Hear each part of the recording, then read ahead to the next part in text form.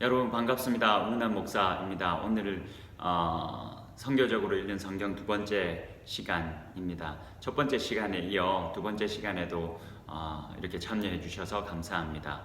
오늘은 두 번째 강의로 어떻게 구약 성경을 선교적으로 읽을 것인가에 대해서 저희가 함께 고민하는 시간을 가져보도록 하겠습니다.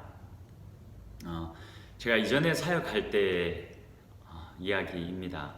한날은 한 노숙자분이 교회 안으로 들어오셨습니다. 우리가 고주망태라고 잘 표현하죠.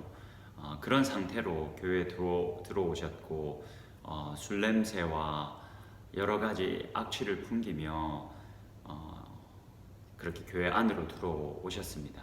예배당 안으로 들어오셨고 또 여러 사람이 그 냄새와 그분의 말과 행동으로 불편함을 느끼고 있었습니다. 교육자이었기 때문에 제가 먼저 그분에게 다가가서 동역자였던 한 목사님과 함께 이제 다가가서 그분을 이제 예배당에서 나오시도록 도왔습니다. 솔직히 말하면 그분을 끌어내다시피 했습니다. 제 마음속에는 사실 짜증이 있었습니다. 그런 마음이 있었습니다. 왜 여기로 오셨을까? 왜 여기서 이렇게 하실까? 그 냄새와 여러 가지가 사실 저도 많이 불편했습니다. 그래서 그분을 이렇게 옆으로 끼고 끌어내다시피 그 교회에서, 교회 안에서 교회 밖으로 끌어내다시피 했습니다. 그런 저의 이 불편한 마음이 얼굴에 그대로 드러났겠죠. 제가 그분을 이렇게 팔로 끼고 거의 끌어내다시피 하면서 교회 밖으로 나오면서 순간 저와 함께 사역을 했던 한 청년과 눈이 딱 마주쳤습니다. 열심히 신앙생활하고 열심히 영혼들을 돌보던 청년이었고 그래서 굉장히 가까이 지냈던 청년이었는데 그 청년과 눈이 탁 마주쳤습니다. 그 찰나에. 근데 그 찰나의 순간에 그 청년의 실망스러운 눈빛을 제가 읽을 수 있었습니다. 내가 알던 목사님은 저런 분이 아닌데 라는 그 실망감이 저의 막 그 노숙자분을 끌어내고 있는 짜증이 나서 막 끌어내고 있는 모습을 보고 그 청년이 실망스러운 눈빛으로 저를 바라보고 있었습니다. 그때는 아무 변명도 할 수 없었지만 그 눈빛이 이후로 계속 사실 지금도 남아 저의 마음을 무겁게 하고 있습니다. 여러분, 저는 나름 선교적인 삶을 열심히 살아왔던 사람입니다. 저번 주 첫 강의를 통해서도 제가 네팔도 가고 여러 선교지를 많이 다녔습니다. 그런데 저에게 무엇이 문제였을까요? 무엇이 문제여서 삶에 큰 짐을 지고 교회 안으로 찾아온 술 취한 노숙자 그분을 그렇게 마음 불편해하며 그분을 끌어내듯이 끌어냈을까요? 저는 이것이 성경 읽기의 문제였다라고 생각합니다. 물론 저의 인격적인 부족함이었을 것이고 그에 더불어서 저는 성경 읽기의 문제였다라고 생각을 합니다. 이전까지 제가 열심히 이곳저곳 선교를 다니면서 그 전에는 성경을 이러한 방식으로 읽었습니다. 성경 본문이 먼저 주어지고 그 성경 본문을 읽은 다음에 필요하다면 선교적인 의미나 적용점들을 더해서 읽었습니다. 그러니까 쉽게 예를 들면 창세기에서 아브라함이 롯의 가정을 구출해주는 장면을 읽는다 한다면 그 장면을 읽고 아브라함이 롯을 위해서 그렇게 행동했던 것처럼 나도 남을 위해서 그렇게 베풀며 살겠다. 남을 위해 행동하며 살겠다. 이렇게 본문을 읽고 그 뒤에 선교적인 의미나 적용점들을 더해서 읽는 것이 저희 일반적인 성경 읽기의 방법이었습니다. 그러나 선교적으로 성경을 읽는다는 것은 이 이상의 이야기입니다. 선교적으로 성경을 읽는다는 것은 본문이 기록되기 전에 하나님의 선교가 먼저 선행되어져 있었다라는 것을 염두에 두고 성경을 읽는 것입니다. 하나님이 이 깨어진 세상을 향해서 이 깨어진 세상을 회복하려고 그 작정을 하신 다음에 그 작정을 기반으로 성경 저자들에게 말씀을 주시고 그 말씀이 기록되게 하셨다라는 이 일련의 과정을 염두에 두고 성경을 읽는 것이 선교적 성경 읽기입니다. 우리가 저번 시간에 함께 이야기했던 것처럼 선교는 베풀선, 가르칠 교자를 써서 하나님의 나라의 복음을 베풀고 가르치는 것, 깨어진 세상을 하나님이 회복해 나가시는데 이 하나님의 회복 사역에 우리가 동참하는 일련의 모든 행동을 일컬어 우리는 선교라고 합니다. 그리고 하나님의 선교는 이 깨어진 세상을 향한 회복 사역, 이것을 우리는 하나님의 선교라고 부릅니다. 자, 이처럼 선교적 성경 읽기란 이 하나님의 선교가 먼저 선행되고 이 깨어진 세상을 회복하시겠다는 하나님의 작정, 하나님의 선교가 먼저 되고 그 선교에 의해서 선교적인 작정에 의해서 하나님이 하나님의 말씀을 성경의 각각의 저자들에게 그 말씀을 주신 겁니다. 그 말씀을 받은 저자들은 성경을 기록한 것입니다. 이 이야기를 조금 더 자세하게 한번 나눠보겠습니다. 지금 잘 이해가 안 되실 텐데 예레미야 36장을 보면 이 말씀이 조금 더 잘 이해가 되실 것입니다. 자, 예레미야 36장은 하나님이 예레미야에게 말씀을 주셨습니다. 여호야김의 시대였는데 남유다의 거의 끝자락의 왕이 된 사람이죠. 그때는 이미 북이스라엘은 멸망했고 남유다만 남은 상황이었습니다. 남유다도 거의 멸망 직전에 이 제약으로 가득한 상황이었습니다. 이때 하나님께서 예레미야를 불러서 말씀하셨습니다. 예레미야서 36장을 한번 보겠습니다. 36장 3절을 보면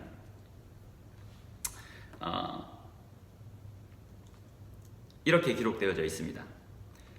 유다 가문이 내가 그들에게 내리려 한 모든 재난을 듣고 각기 악한 길에서 돌이키리니 그리하면 내가 그 악과 죄를 용서하리라 하시니라. 자, 지금 하나님이 예레미야에게 말씀을 주시기 전에 하나님의 선교적인 목적을 알리십니다.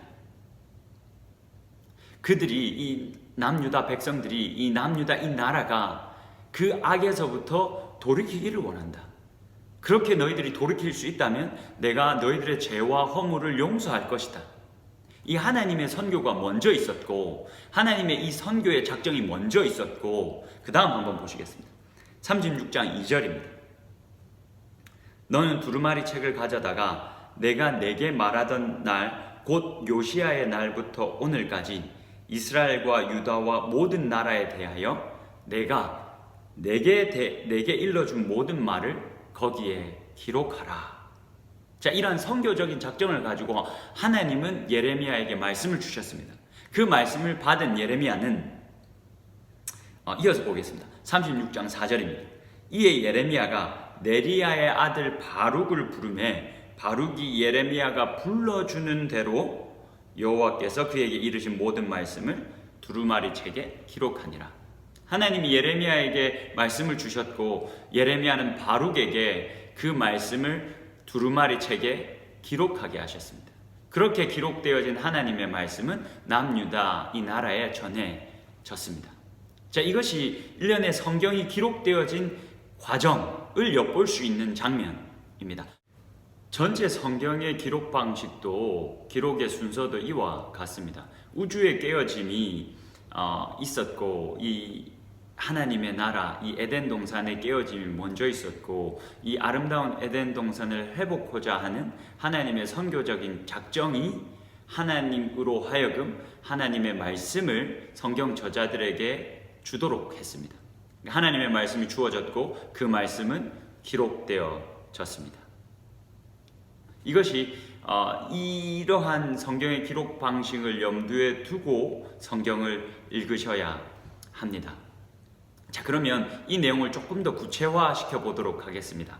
그레고리 빌이라는 학자는 이렇게 하나님의 선교가 먼저 선행되어졌음을 염두에 두면서 성경을 이 에덴의 회복이라는 하나님의 선교의 이야기로, 하나님의 선교 이야기로, 큰 하나님의 선교 이야기로 읽어 나가면서 책을 한 권 썼습니다. 그게 이제 성전 신학이라고 이라는 제목으로 한국에서는 번역되어졌고, 이 성전 신학 이 책은 한국에서 굉장히 유행을 했습니다. 많은 사람들이 이 책을 읽고 많은 유익을 얻었습니다. 저희가 그레고리 빌이 우리들에게 주는 이러한 통찰을 조금 가지고 와서 이 이야기를 조금 더 구체화시켜 보도록 하겠습니다.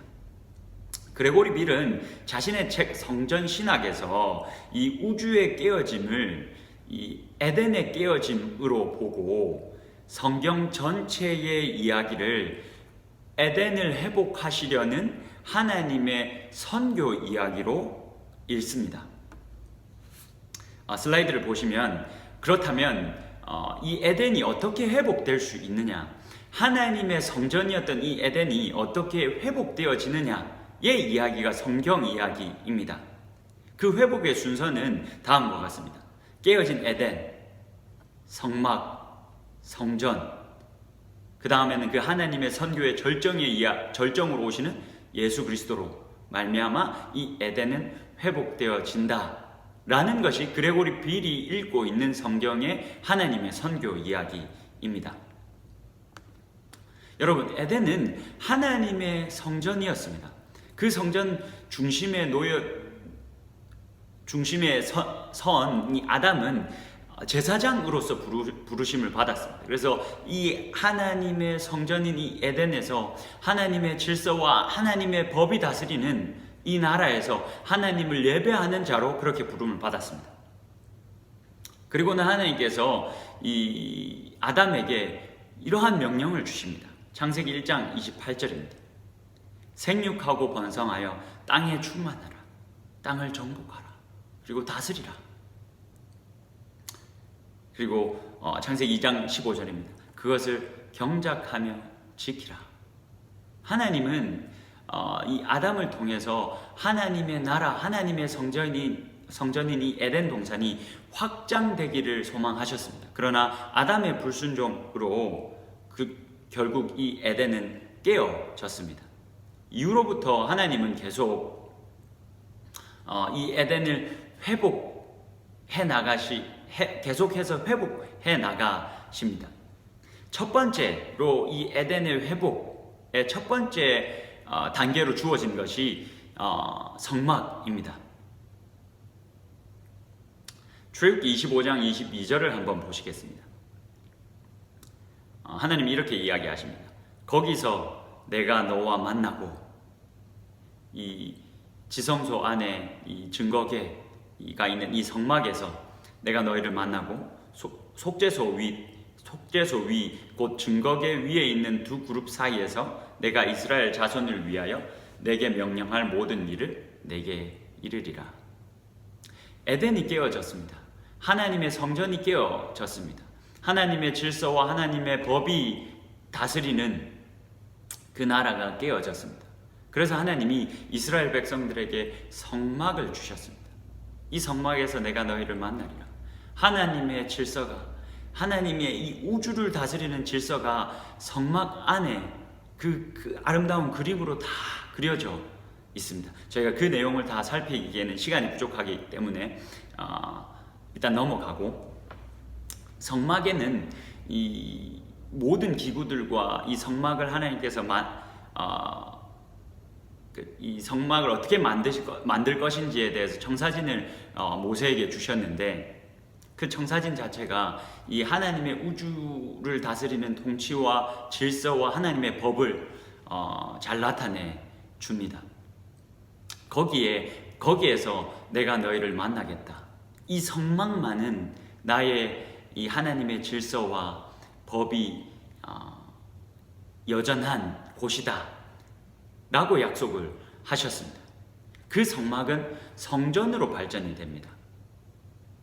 솔로몬이 성전을 봉헌하며 하나님께 드렸던 기도 중의 일부입니다. 열왕기상 8장 29절 말씀입니다. 주께서 전에 말씀하시기를 내 이름이 거기 있으리라. 하나님의 존재가, 하나님의 질서와 법이 거기 있으리라 하신 곳 이 성전을 향하여 주의 눈이 주야로 보시오며 주의 종이 이곳을 향하여 비는 기도를 들으시옵소서. 이후에 바벨론의 포로로 잡혀간 다니엘도 문을 열어놓고 예루살렘을 향하여 기도했다라고 말합니다. 왜냐하면 이 유대인들이 하나님의 임재가, 하나님의 질서가, 하나님의 법이 이 하나님의 성전에 존재한다, 하나님이 거기 임재하신다 라고 믿었기 때문입니다. 자, 이 성막과 성전, 하나님의 아주 이 좁아진 하나님의 나라, 하나님의 성전, 하나님의 임재 장소, 이 좁아진 이 공간적인 부분들이 여러분 보이십니까? 성막, 성전 아주 제한적입니다. 그러나 이 성막, 성전, 이 성전은 결국에는 하나님의 선교인 절정인 예수 그리스도로 인해서 이 성막과 성전이 성취가 됩니다. 마가복음 14장의 말씀을 한번 보겠습니다. 이렇게 기록되어져 있습니다. 우리가 그의 말을 들으니 손으로 지은 이 성전을 내가 헐고 손으로 짓지 아니한 다른 성전을 사흘 동안에 지으리라 하더라 하되.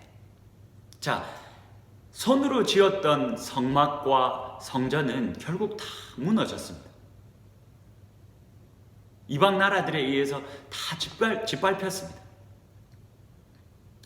그런데 성전으로 오신 예수 그리스도, 손으로 짓지 않은 성전으로 이 땅에 예수 그리스도가 오셔서 성막과 성전을 대체하셨습니다. 그렇게 성취하셨습니다.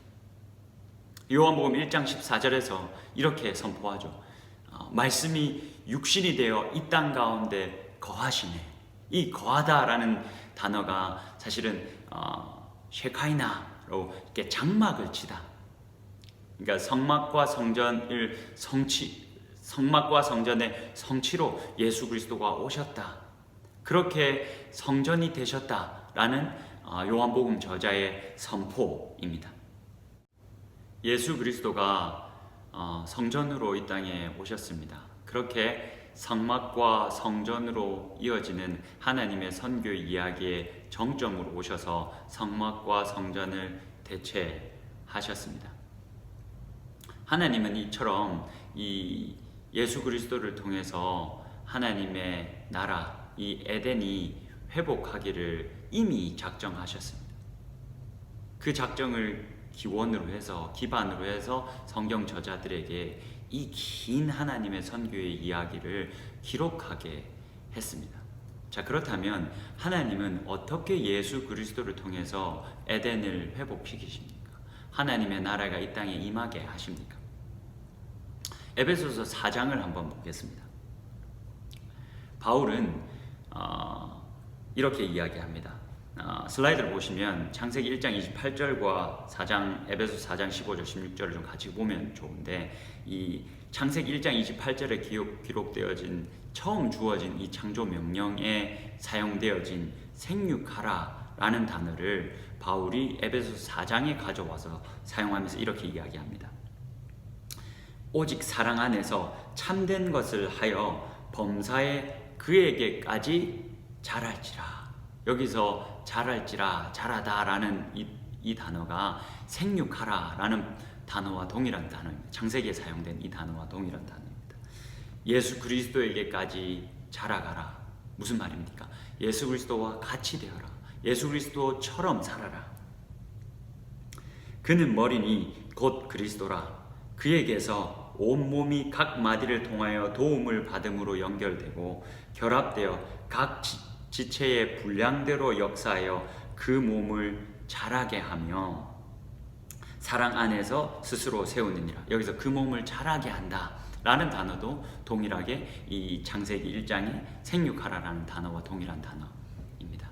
그리스도에게까지, 그리스도의 그 장성한 분량에 이르기까지 자라게 해라. 무슨 말입니까? 그리스도와 같아진 자들, 그렇게 그리스도와 연합해서 그리스도와 같아진 자들을 통해서 하나님의 나라, 그리고 깨어진 이 땅 가운데 에덴이 회복되어진다라고 바울은 이야기하고 있습니다. 여러분, 이것이 우리 그리스도인들이 받은 책임입니다. 그리스도와 연합한 자들이 맡은 의무입니다. 우리가 살아가는 모든 삶의 터전에서 우리가 그리스도와 같이 되어져서 그리스도의 질서와 그리스도의 법을 가지고 이 땅을 살아가는 것, 그것이 에덴이 회복되어지는 하나님께서 처음부터 작정하신 하나님의 선교에 우리가 동참하는 것입니다. 여러분, 이렇게 그레고리 빌이 우리들에게 주고 있는 통찰을 기반으로 해서 성경을 본다면 우리들에게 어떤 선교적인 의무가 주어졌는지를 명확히 볼 수 있습니다. 그리스도와 연합한 자들에게 이 선교적인 의무가, 이 깨어진 세상을 향한 회복의 이 사역의 의무가 우리들에게 주어졌습니다. 정리하겠습니다. 이러한 선교적인 성경 읽기는 계속해서 우리로 하여금 선교적인 삶을 살아가도록, 우리가 부름받은 우리의 삶의 터전에서도 우리가 선교적인 삶을 살아가도록 우리의 삶을 그렇게 이끕니다. 이전에 제가 처음 제 개인적인 이야기를 나눴던 것처럼 이전에는 제가 이렇게 성경을 읽지 못했기 때문에 제가 삶의 터전에서 만나는 연약한 자들, 소외된 자들에 대한 관심이 많이 없었습니다. 선교를 가면 선교에서 네팔이나 필리핀이나 중국이나 이런 곳에서 만나는 이들에게는 하나님의 사랑을 전달해야 되겠다라는 마음은 정말 많았지만, 이렇게 선교적으로 성경을 읽지 못하고 있었기 때문에 나의 삶의 터전에서 내가 그리스도와 같이 되어져서 에덴이 회복되어질 것이다, 하나님의 나라가 그렇게 임할 것이다 라는 것을 생각하지 못하고 지냈습니다. 그래서 내가 만나는 내 삶의 터전에서 만나는 내 이웃들, 특별히 가난하고 소외된 자들에 대한 관심이 작았고, 또 그렇게 하나님 나라가 임하게 되는 것을 눈으로 보지 못하고 지냈습니다. 그러나 여러분, 오늘 이렇게 저희가 선교적으로 성경을 읽을 수 있다면 하나님은 우리들에게 말씀하십니다. 예수 그리스도에게까지 자라난, 예수 그리스도와 같이 된 자들, 그렇게 그리스도의 법과 그리스도의 질서, 하나님 나라의 법과 질서를 따라 살아가는 자들에 의해서 이 깨어진 이 땅은, 이 깨어진 에덴은 회복될 것이다. 여러분, 우리의 삶의 터전에서의 선교적인 사명을 잘 감당하실 수 있기를 바랍니다. 여전히 우리 주변은 심하게 깨어진 채로 남겨져 있습니다. 하나님이 우리로 하여금 이곳 가운데 에덴이 회복되어지기를, 하나님 나라가 회복되어지기를, 우리 가정 가운데, 내 직장 가운데, 내가 속해 살아가는 내 주변 지역 가운데 그렇게 하나님의 나라가 임하기를, 내가 그리스도에게까지 자라서 그리스도와 같이 되어져서 그리스도를 본받아 살아가는 그 삶을 통해서 하나님이 그렇게 되게 하시기를 소망하고 계십니다. 오늘도 이 강의를 통해서 어떻게 선교적으로 성경을 읽을 것인가 뿐만이 아니라 어떻게 내가 선교적인 삶을 내 삶의 바운더리에서 살아갈 수 있을 것인지에 대해서 다시 한번 더 깊게 생각해보는 시간이 되었으면 좋겠습니다. 하나님께서 꿈꾸시는 하나님의 나라, 에덴 동산은 이와 같습니다. 제가 마지막으로 이 성경 구절을 읽고 오늘 강의를 마치도록 하겠습니다. 이사야서 11장 6절에서부터 9절 말씀입니다. 그때에 이리가 어린 양과 함께 살며 표범이 어린 염소와 함께 누우며 송아지와 어린 사자와 살찐 짐승이 함께 있어 어린 아이에게 끌리며 암소와 곰이 함께 먹으며 그것들의 새끼가 함께 엎드리며 사자가 소처럼 풀을 먹을 것이며 젖먹는 아이가 독사의 구멍에서 장난하며 젖된 어린 아이가 독사의 굴에 손을 넣을 것이라. 내 거룩한 산 에덴 동산 하나님의 나라 이 모든 곳에서 해됨도 없고 상함도 없을 것이니 이는 물이 바다를 덮음같이 여호와를 아는 지식이 세상에 충만할 것임이라. 여호와를 아는 지식으로 충만한 저희들이 물이 바다를 덮음같이 우리가 속해 살아가는 모든 땅, 우리의 주변 모든 곳을 그렇게 물이 바다를 덮음같이 여호와를 아는 지식으로 충만케 해서 이렇게 해됨도 없고 상함도 없다. 내 주변에 내 가족 중에 내 이웃 중에 내 친구 중에 내 친척 중에 상하고 소외되고 가난하고 아픈 자들이 우리들을 통해서 나의 섬김으로 통해서 예수 그리스도가 이 땅에 오셔서 아픈 자들을 만지시고 또 죄인된 자들 옆에 앉으시고 그렇게 하면서 그들을 회복시켜 나가셨던 것처럼 나도 그러한 선교적인 삶을 살아가는 것을 통해서 내 주변이 내가 발붙이고 살아가는 이 땅이 에덴 동산으로 회복되어지고 그곳 가운데 하나님의 나라가 임하게 되어지는 역사가 일어나기를 소망합니다.